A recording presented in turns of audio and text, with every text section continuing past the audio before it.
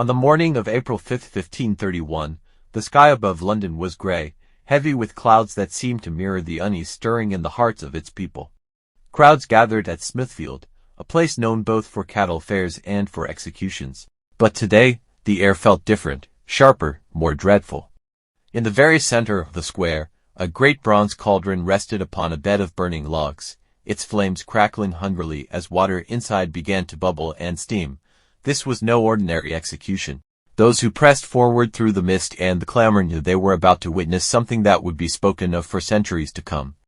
The condemned man was not a noble, nor a knight, nor even a thief caught in some violent crime. He was simply a cook, a man of ordinary station, a servant in the household of Bishop John Fisher. Yet today, his fate was to be boiled alive. The crowd murmured, some with horror, others with the grim excitement that public punishment always inspired. A man's life was about to be extinguished not in a flash of the executioner's axe, but in the slow agony of water brought to a furious boil. And as the people pressed closer, some could not help but wonder what crime could justify such a punishment. How did a cook, a man whose daily task was to prepare food, end up standing before this terrible cauldron of death? To understand the story, we must turn back the clock to a time of political storms and religious uncertainty, when England itself teetered between old faith and new power, and when even the smallest act could set into motion events of dreadful consequence. The story begins in February of 1531, a season when England was restless. At its heart was King Henry VIII, impatient and determined to cast aside his marriage to Catherine of Aragon in order to wed Anne Boleyn. His wish for annulment had divided the kingdom, drawing lines between ambitious courtiers eager to support his desires and steadfast clerics who opposed him, clinging to the sacredness of marriage. Among the most outspoken defenders of Catherine's honor was Bishop John Fisher of Rochester, a man of unwavering conviction and fierce devotion to the Church. His opposition made him a thorn in the king's side and an obstacle to the rise of Anne Boleyn. For this, Fisher lived in fear, sleeping in different chambers each night, never trusting the food or drink placed before him. And yet, as history so often shows, even the most careful precautions can fail. On the afternoon of February 18th, Bishop Fisher sat at table with his guests. The menu included a thick, steaming soup, a humble dish common in England at the time. Fisher's cook, Richard Roose, had prepared it as he had countless meals before, but this day was different. This day, he had slipped a mysterious powder into the pot. Later, under questioning, Richard would insist he thought it nothing more than a purgative, a substance meant only to bring discomfort, to cause stomach cramps, a cruel prank, perhaps, but not murder. Yet when the bowls were filled and passed around, fate moved swiftly. The bishop himself ate very little, perhaps distracted, perhaps cautious. But others consumed their portions with appetite, never suspecting that death itself had been ladled into their bowls. As was customary in those days, the leftover food from the bishop's table was not wasted. It was carried out to the gates, where the hungry and the poor gathered in hope of a warm meal. That evening, to such souls Bennet Kerwin and Alice Triet received their share of the soup. To them, it was a blessing, a kindness from the bishop's kitchen on a cold February day. They ate eagerly, never suspecting that what they swallowed would be their last meal.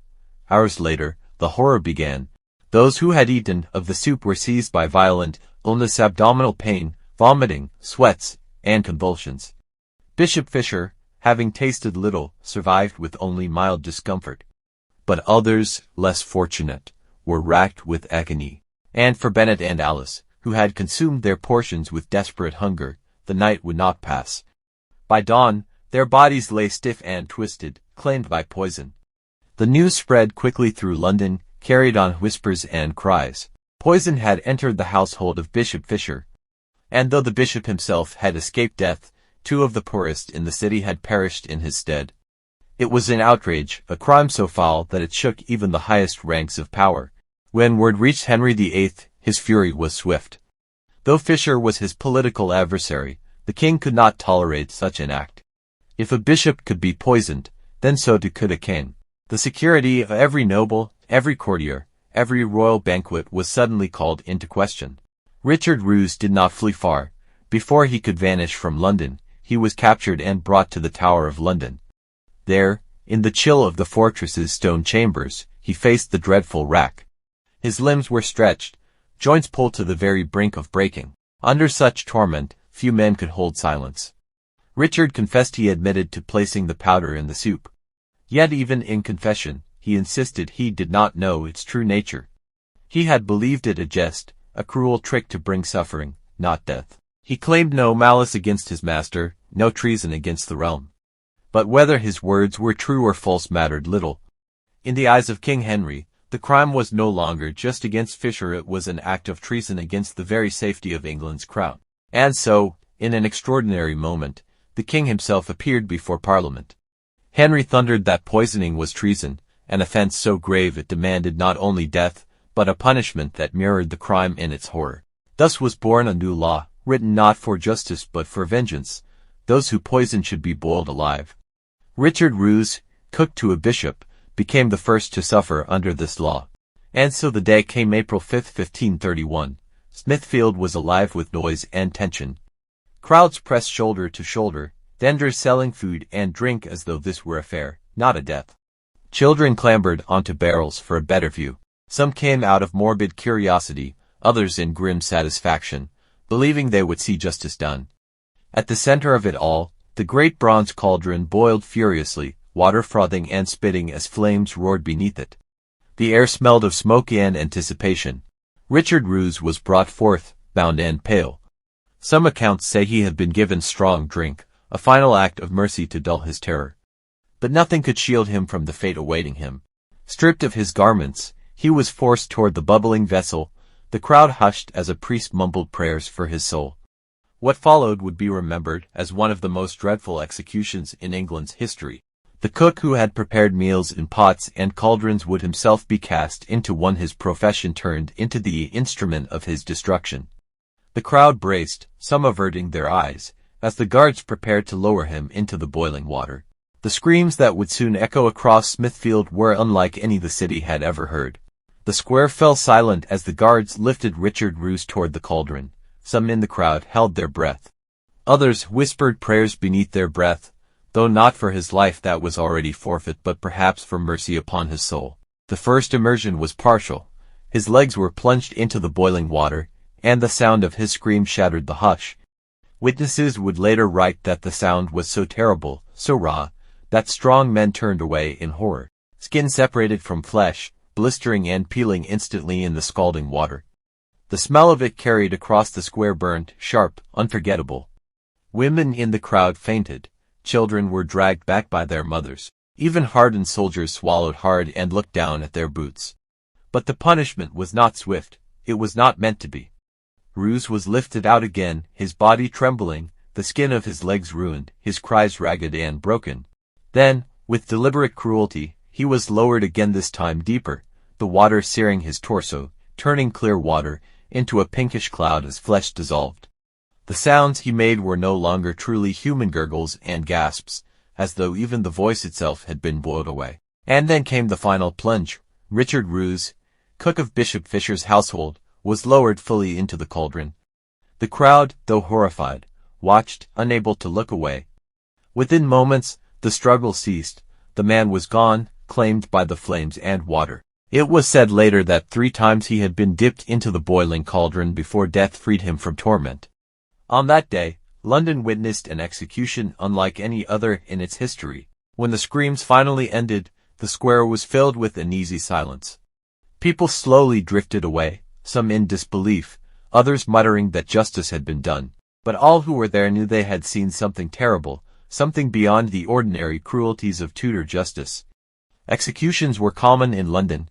Men were hanged at Tyburn. Nobles were beheaded at Tower Hill. But this was different. This was punishment made into spectacle, a new kind of horror written into law by the king himself. Some whispered that Richard's death was meant as a warning to anyone who might dare use poison again. Others claimed it was a cover-up, that Richard was but a scapegoat, sacrificed so that suspicions of conspiracy would not touch more powerful hands, perhaps even the Boleyn family, or the king's circle itself. But the truth, whatever it may have been, was lost in the roar of the fire and the screams of a cook. That night, Londoners who had crowded to Smithfield could not sleep easily. The image of the boiling cauldron lingered in their minds. Mothers held their children a little closer, and even the wealthy locked their doors tighter, uneasy in the knowledge that death could creep into the simplest of things: a meal, a bowl of soup, a servant's careless hand. The execution of Richard Roose was not only about a single man's crime, it was about power. Henry VIII himself had stood before Parliament to declare poisoning an act of high treason, and he had demanded this new punishment. It was, perhaps, one of the most chilling examples of how swiftly law could be rewritten in Tudor England. Until that moment, the punishment for treason was already dreadful: death by hanging, drawing, and quartering. But Henry wanted something more, something that would equal the horror of poison itself. And so, with Parliament eager to please him, the Act of 20 to Henry VIII, Chapter 9, was passed. It declared that anyone guilty of poisoning would die by boiling alive. Roose was the first to suffer it, but not the last. 11 years later, in 1542, a woman named Margaret Davies was condemned for poisoning households where she worked. She too was boiled alive at Smithfield, her cries echoing in the same square where Richard had perished. This punishment, however, would not last forever. It was abolished during the reign of Edward VI, Henry's son, as part of reforms that sought to limit the most barbaric cruelties of the law. Yet for those few years, boiling was written into English justice, an extraordinary stain on the record of the king's reign. As for Bishop John Fisher, the man whose cook had been condemned to die, his own fate would be no happier. In the years that followed, Fisher's defiance of Henry VIII only grew stronger.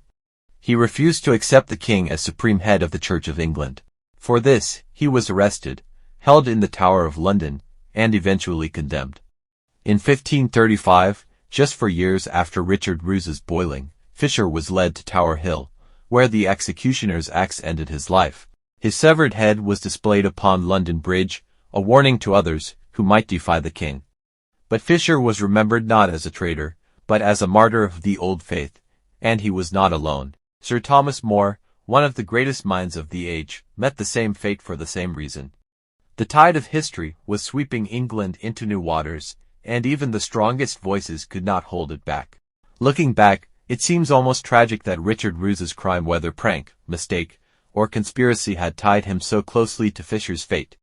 Both men would perish, though in very different ways, caught in the whirlpool of Henry's ruthless age. Today, Smithfield is a place of commerce and bustle. Londoners hurry across its pavements, speaking into phones, carrying bags, heading to work or to market.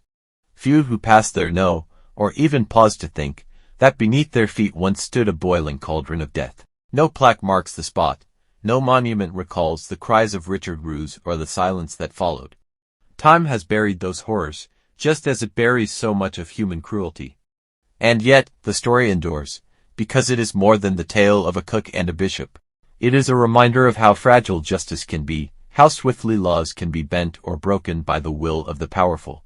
It shows us that once, in England, a man could be condemned not only for what he had done, but for what his punishment might represent to those in power. Whether Richard Roose was truly guilty, or whether he was a scapegoat in a larger game, we may never know. What is certain is that his end was far darker than his crime, a punishment that shocked even the brutal standards of the 16th century. The cook who had spent his life over pots and fires was, in the end, destroyed by them. His life became a terrible irony, a man turned into the very meal he once prepared. And now, dear listener, as the echoes of his screams fade into the distance of 5 centuries, I invite you to let the past rest. Close your eyes, breathe softly, and know that though history holds such terrors, tonight you are safe, far from Smithfield's flames. Good night.